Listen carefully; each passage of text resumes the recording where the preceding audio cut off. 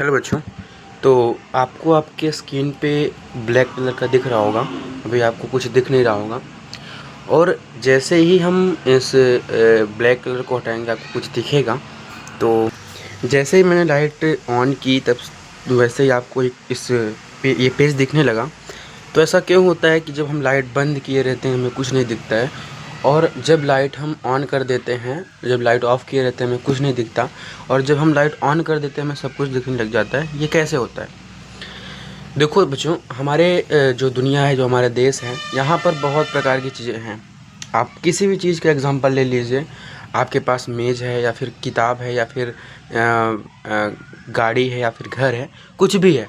दिन में तो आपको दिखता है अच्छे से, लेकिन जब रात होती है तो क्यों नहीं दिखता? ऐसा क्या होता है कि जो रात में दिखता ही नहीं है और दिन में दिखता है? तो यहाँ पे आपको एक चैप्टर पढ़ना है और हम इस चैप्टर की शुरुआत कर रहे हैं। क्लास 10 साइंस है ये। और यहाँ पर हम आज से शुरुआत कर रहे हैं प्रकाश का परावर्तन। यहाँ पे आपको 3-4 चैप्टर हैं जिसे हम रिफ्लेक्शन ऑफ लाइट कहते हैं। ये हमारा जो हमारी जर्नी रहेगी, ये दोनों मीडियम में रहेगी, हिंदी और इंग्लिश दोनों मीडियम में रहेगी। और यहाँ पर आपको दिखेगा, मतलब आप लोग समझेंगे कि प्रकाश क्या होता है। जैसे आपने देखा, अभी मैंने लाइट बंद किया था और आपको कुछ नहीं दिख रहा था, और जैसे मैंने लाइट को ऑन किया वैसे ही आपको दिखने लगा कि कॉपी रखी हुई नीचे। तो चलिए स्टार्ट करते हैं, प्रकाश का परावर्तन क्या होता है और इसको समझते हैं। तो ये हमारा चैप्टर है, ये चैप्टर नंबर 1 है हमारा। यहाँ पर हम प्रकाश का परावर्तन तथा अपवर्तन स्टार्ट कर रहे हैं, जिसे हम इंग्लिश में रिफ्रैक्शन एंड रिफ्लेक्शन बोलते हैं। बोलते हैं। तो अभी हमने आपको बताया कि हमारे जो दुनिया है, हमारा जो देश है, वहाँ में बहुत प्रकार की चीज़ें हैं।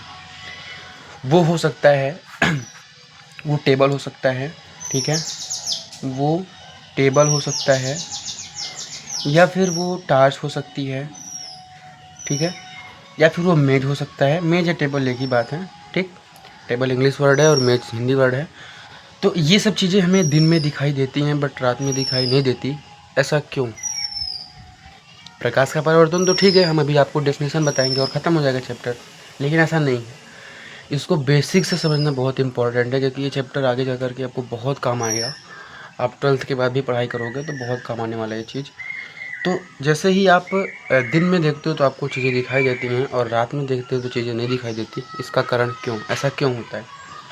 तो सबसे बड़ी चीज़ ये होती है कि जो दिन होता है, जब दिन का समय होता है, वहाँ पे हमें रिफ्लेक्ट मतलब लाइट होती है, जो सूर्य का प्रकाश आता है यहाँ से। ये जो सन है, ये सन से प्रकाश आता है, सन से लाइट आती है।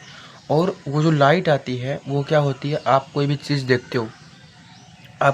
देखते हो, जैसे आपको टेबल देखना है या फिर बुक देखना है या फिर बाल्टी देखना है, कुछ भी देखना है, तो वो जो लाइट आती है वो यहाँ से ऐसे ऐसे लाइट आएगी, और यहाँ पे ऑब्जर्वर खड़ा हुआ, मतलब देखने वाला इंसान कोई खड़ा हुआ है, ऐसे कोई देख रहा है इसको, इस वस्तु को देख रहा है, इस ऑब्जेक्ट को देख रहा है, तो इसे दिखाई देगा। तो इसे इसलिए दिखाई देता है क्योंकि ये सन है, सन से लाइट आ रही है और इससे टकराती है। टकराने का मतलब क्या होता है, जैसे ये टेबल रखा हुआ है तो यहाँ से लाइट आएगी और लाइट आने के बाद टकरा करके इसके आँख में जाएगी, ठीक है। इसके आँख में जाने के बाद इसको दिखाई देगा। अब यही सवाल ये बनता है कि दिन में दिखाई देता है, रात में क्यों नहीं? क्योंकि रात में लाइट ही नहीं होती, जो सन लाइट होती है वो होती ही नहीं है, ठीक है। अगर सन लाइट रात में भी हो तो रात होगी क्यों फिर? समझ रहे हैं बात आप? अगर लाइट दिन में रहती है तो ठीक है, दिखाई देगा। अगर रात में भी लाइट रहे तो दिखाई देगा। आप देखते हो ना कि जैसे इलेक्ट्रिसिटी रहती है, इलेक्ट्रिसिटी रहने से क्या होता है, रात में हमें चीज़ें दिखाई देती हैं, लेकिन यही चीज़ें जब इलेक्ट्रिसिटी चली जाती है तो आपको दिखाई नहीं देता। तो सबसे कारण ये है कि जो लाइट है, जो सन लाइट है, वो हमें दिखाई देती है। तो फिर बाद में ये सोचा गया कि अच्छा, ये अगर हम लाइट को डायरेक्ट अपने आँख में मारें तो दिखाई देगा कोई चीज़? आप ये प्रैक्टिकल करना, अगर अपने आँख में डायरेक्ट लाइट को मारोगे तो नहीं दिखाई देगा। तो इससे ये निष्कर्ष निकला कि भाई देखो, हम लाइट को अगर डायरेक्ट अपने आँख में मारते हैं तब तुम्हें कुछ दिखाई नहीं देता, लेकिन ऐसा क्यों होता है कि हमें किसी भी वस्तु से टकरा करके आती है तब दिखाई देती है। हालांकि ऐसा नहीं था। देखो, शुरुआत में किसी को नहीं पता था कि लाइट टकरा करके आती है और टकराना क्या होता है, फिर या फिर हम लाइट को आँख में मारेंगे तो लाइट हमें दिखाई क्यों देती है, ऐसा किसी को पता नहीं था। धीरे धीरे करते करते करते करते सबको पता होने लगा कि लाइट यहाँ से आएगी, यहाँ से टकराएगी और हमको दिखाई देगी। ठीक है, तो ये होता है हमारा प्रकाश, ये होती है हमारी लाइट। अब रिफ्लेक्शन अभी हम लोग समझा था ना, रिफ्लेक्शन क्या होता है। रिफ्लेक्शन तो ये होता है ना कि लाइट जब आएगी यहाँ से और किसी भी वस्तु पर टकराएगी, वो हमारे आंखों पे वो इमेज बनाएगी और उसको हम देख पाएंगे। इसे हम लोग बोलते हैं रिफ्लेक्शन। ठीक है, तो अब क्या हुआ कि ये पता चल गया कि हाँ, जो लाइट होती है वो आकर के किसी भी वस्तु पे टकराती है और हमें दिखाई देती है। ये सिंपल हुआ। लेकिन अब ये पता चलने लगा धीरे धीरे साइंटिस्टों को कि लाइट तो ठीक है, लाइट तो हमें दिखती नहीं है। आप अगर देखोगे तो प्रकाश आपको दिखाई देता है क्या? हाँ, देखोगे, जब ज़मीन पे देखोगे तो दिखेगा कि हाँ, प्रकाश जल रहा है, दिख रहा है। लेकिन ये सच में आपको फील नहीं कर पाओगे। फील करने मतलब अगर आप अपना हाथ लगाओगे वहाँ पे तो हाथ में आपके टच नहीं करेगा प्रकाश। मतलब ये खुद नहीं दिखाई देता है, लेकिन इसके दिखने से वस्तु में दिखती है। याद रखना इस चीज़ को। ये हमें खुद तो दिखाई नहीं देता प्रकाश, लेकिन इसके दिखने से हमें वस्तुएं दिखती हैं, ऑब्जेक्ट्स दिखती हैं। पहले चीज़ तो ये पता लगी कि प्रकाश जो है हमें खुद नहीं दिखाई देता, इसके दिखने से हमें वस्तुएं दिखती हैं। और अगर आप ध्यान से कभी देखे होंगे प्रैक्टिकल लाइफ में, आपने ज़रूर इसका यूज़ किया होगा कि जब आप प्रकाश को मतलब देखते हो, लाइट को जला करके देखते हो सामने, तो जब आप देखते हो तो प्रकाश आपको सीधा दिखाई देता है। ऐसा नहीं होता अगर आप उसके बीच में कोई ट्रांसपेरेंट प्लेट रख दो। जैसे कि यहाँ पर हम कोई ट्रांसपेरेंट प्लेट रख देते हैं। प्लेट का मतलब कोई भी चीज़, जैसे कि आप जो स्लाइड होती है, स्लाइड जैसे कि अभी 10th में आप होगे तो स्लाइड तो देखे होगे, बायोलॉजी में आप पढ़ते होगे स्लाइड वाइड, या फिर कोई भी ट्रांसपेरेंट ग्लास होगा। उसको अगर आप सन के सामने रख दोगे तो क्या ऐसा होता है क्या कि यहाँ से प्रकाश ऐसे टकरा करके वापस चला जाता है? ऐसा नहीं होता। वो प्रकाश क्या होता है कि सीधा चला आता है और टेबल पे स्ट्राइक करता है, टेबल पे गिरता है और गिरने के बाद फिर यहाँ पे इस इंसान को दिखाई देता है प्रकाश, जो टेबल वेबल होती है।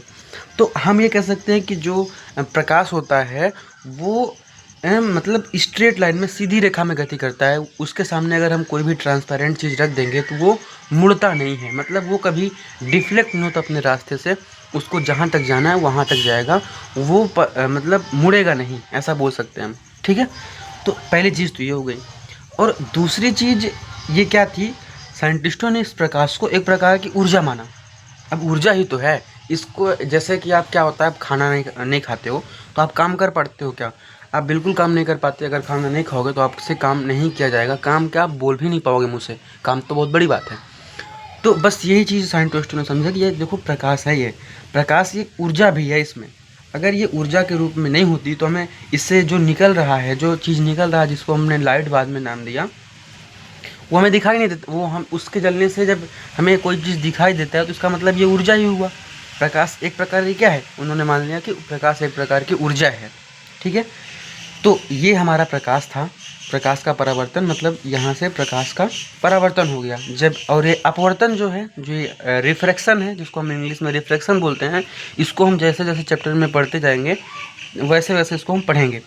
अभी हमने क्या केवल रिफ्लेक्शन पढ़ना है। अगर हम आपको रिफ्लेक्शन भी बता देंगे तो आप कन्फ्यूज़ हो जाओगे। फिर ये कहोगे कि अरे अभी तो आप बोल रहे हो कि प्रकाश इससे कभी भी रिफ्लेक्ट नहीं होगा, ये सीधे में जाएगा, मतलब परावर्तित नहीं होगा, सीधे जाएगा ट्रांसपेरेंट होकर के। जब हम लोग आगे पढ़ेंगे, अपवर्तन पढ़ेंगे, तो हम वहाँ पे ये पढ़ेंगे कि ये प्रकाश रिफ्लेक्ट भी होता है। अभी ये बेसिक चीज़ आप लोग ध्यान रखो कि जो प्रकाश होता है वो क्या होता है कि एक सीधी रेखा में गमन करता है। या फिर आप इसकी डेफिनेशन ऐसे समझो कि प्रकाश एक प्रकार की ऊर्जा है। मैंने आपको अभी बताया कि प्रकाश क्या है, एक प्रकार की ऊर्जा है, मतलब लाइट एक प्रकार की एनर्जी है जो हमें खुद तो दिखाई नहीं देती। आप आज तक कभी भी प्रकाश को देख नहीं पाओगे, खुद नहीं दिखाई देता, लेकिन उसके जलने से हमें वस्तुएं दिखाई देती हैं। उसके जलने से हमें वस्तुएं दिखाई देती हैं, उसे हम कहते हैं प्रकाश। तो इसकी एक छोटी सी डेफिनेशन हम लोग लिख लेते हैं। आपके सामने डेफिनेशन लिखी हुई है कि प्रकाश एक प्रकार की ऊर्जा है जिसके कारण हमें वस्तुएं दिखाई देती हैं। या फिर एक प्रकार से और इसको हम बोल सकते हैं कि प्रकाश एक प्रकार की ऊर्जा है जो स्वयं तो दिखाई नहीं देती है, लेकिन इसके कारण वस्तुएं दिखाई देती हैं, उसे हम प्रकाश बोलते हैं। अब जिसको इंग्लिश में इस डेफिनेशन को याद करना है वो याद कर सकता है कि light is a form of energy due to which objects become visible. यहाँ पर हम ऑब्जेक्ट्स क्यों लिखे हैं, थोड़ा ध्यान दो। यहाँ पे ऑब्जेक्ट्स इसलिए लिखे हैं कि ऑब्जेक्ट्स बहुत सारी हो सकती हैं, मतलब वस्तुएं केवल एक वस्तु नहीं होगी, वस्तु बहुत सारी हो सकती हैं यहाँ पे, इसलिए हम लोग इसको यहाँ पे ऑब्जेक्ट्स लिख दिए। तो प्रकाश एक प्रकार की ऊर्जा है जो खुद तो दिखाई नहीं देती, लेकिन उसके जलने से वस्तुएं दिखाई देती हैं, उसे हम कह सकते हैं प्रकाश। ठीक है, अब हम लोग थोड़ा इसकी प्रॉपर्टीज़ पढ़ लेते हैं कि अच्छा, एक चीज़ और यहाँ पे ध्यान दो आप लोग, साथ ही साथ मैं आपको बताता चलता हूँ कि जैसे मैंने आपको बताया कि प्रकाश खुद तो दिखाई नहीं देता, लेकिन इसके जलने से हमें वस्तुएं दिखाई देती हैं। तो याद रखना, जो खुद तो दिखाई नहीं देता, प्रकाश खुद तो दिखाई नहीं देता, लेकिन उसके जलने से वस्तुएं दिखाई देती हैं। जब प्रकाश के प्रकाशित होने से वस्तुएं दिखाई देती हैं, उसको हम लोग बोलते हैं प्रदीप्त वस्तुएं। तो प्रदीप्त वस्तुएं क्या होती हैं, जो प्रकाश के प्रकाशित होने से दिखाई देती हैं, उनको हम लोग प्रदीप्त वस्तुएं बोलते हैं, जिसको हम लोग लुमिनस ऑब्जेक्ट बोलते हैं। आप लोगों ने शायद वो नाम सुना होगा ना, लुमिनस जो आता है, इन्वर्टर आता है लुमिनस वाला, तो वही चीज़ें हैं कि उसके जलने से आपको वस्तुएं दिखाई देंगे, तो इसलिए वो लुमिनस हो जाता है। ठीक है, अब यहाँ पर दूसरी चीज़ होती है अप्रदीप्त वस्तुएं। अप्रदीप्त वस्तुएं क्या होती है, जैसे आपने यहाँ से सनलाइट बंद कर दी, सनलाइट में कुछ भी हो सकता है, सनलाइट तो बंद नहीं कर सकते, वो तो दिन में दिखाई देगा, लेकिन आप यहाँ मान लीजिए टार्च है आपके पास, ठीक है, टार्च है, अगर आप इसको बंद कर दोगे तो आपको ये वस्तु दिखाई नहीं देगी, टेबल दिखाई नहीं देगा। तो अगर इसको बंद करने से टेबल विजिबल नहीं होगा, तो उसको हम लोग बोल सकते हैं अप्रदीप्त वस्तुएं। ठीक है, नॉन लुमिनस ऑब्जेक्ट्स। ठीक है, तो प्रदीप्त वस्तुएं क्या होती हैं, जिनके प्रकाशित होने से वस्तुएं दिखाई देती हैं, उसको हम लोग प्रदीप्त वस्तुएं बोलते हैं। इंग्लिश में इसको लुमिनस ऑब्जेक्ट बोलते हैं और ऑब्जेक्ट्स बोलते हैं। और अप्रदीप्त वस्तुएं क्या होती हैं, जब प्रकाश प्रकाशित नहीं होता तो वो हमें दिखाई नहीं देती, तो उनको हम नॉन लुमिनस बोलते हैं। ठीक, तो इसकी डिफिनेशन भी हम लोग लिख लेते हैं, प्रदीप्त वस्तुएं क्या होती हैं, अप्रदीप्त वस्तुएं क्या होती हैं। ऐसा मुझे लगता है कि मैंने आपको प्रदीप्त वस्तु अप्रदीप्त वस्तु थोड़ा मिस्टेक कर दिया बताने में। तो प्रदीप्त वस्तुएं ये होती हैं कि जो खुद से प्रकाश उत्पन्न करती हैं, मतलब खुद से प्रकाश डेवलप करती हैं, उनको प्रदीप्त वस्तुएं कहते हैं। जैसे कि सूर्य हो गया, ठीक है, इलेक्ट्रिक लाइट हो गई, ठीक है, तो ये सब क्या होते हैं, लुमिनस ऑब्जेक्ट होते हैं, प्रदीप्त वस्तुएं होते हैं। अप्रदीप्त वस्तुएं क्या होते हैं कि जो खुद दिखाई नहीं देती, बल्कि इनके प्रकाशित होने से दिखाई देती हैं, अप्रदीप्त वस्तुएं। ठीक है, तो ये रियल डेफिनेशन होगी जो मैंने बताया, शायद वो गलती से मिस्टेक हो गया है, तो आप लोग इसको सुधार लेना। अब इसकी हम लोग डेफिनेशन देख लेते हैं। तो यहाँ पर अप्रदीप्त वस्तुएं क्या होती हैं, नॉन लुमिनस ऑब्जेक्ट क्या होती हैं, ऐसी वस्तुएं जो प्रकाश के प्रकाशित होने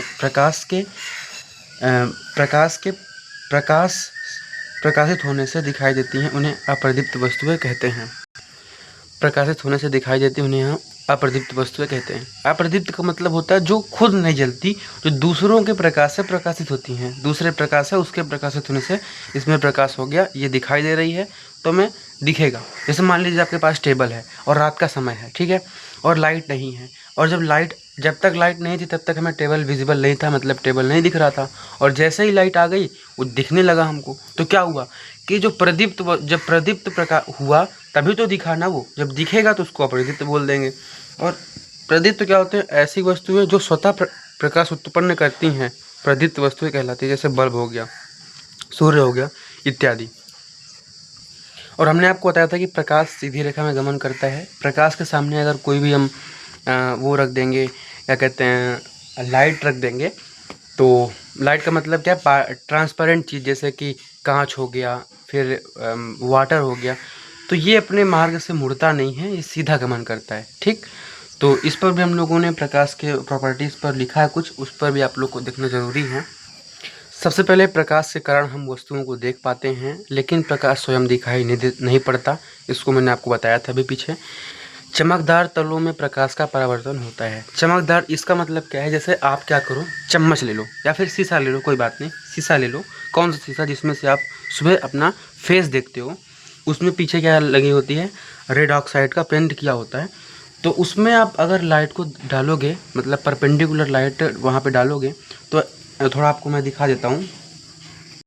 जैसे ये हमारे पास एक मिरर है जिससे हम अपना फेस देखते हैं, और जैसे ही हम इस पर प्रकाश डालते हैं, जैसे हम इसमें लाइट डालेंगे ऐसे, तो आप देखोगे कि यहाँ पर इसका रिफ्लेक्शन हो रहा है, कैमरे की तरफ जो लाइट आ रही है परपेंडिकुलर, ये देखिए जो आपको चमक दिख रही है, यहाँ पर रिफ्लेक्शन हो रहा है नहीं हो रहा है? जो रिफ्लेक्शन हो रहा है इसी को हम लोग कहते हैं, जब हम लाइट को किसी चिकनी सतह पर डालते हैं तो उसका क्या होता है, रिफ्लेक्शन होता है। ठीक है, आई होप कि आप लोग को समझ में आ रहा होगा।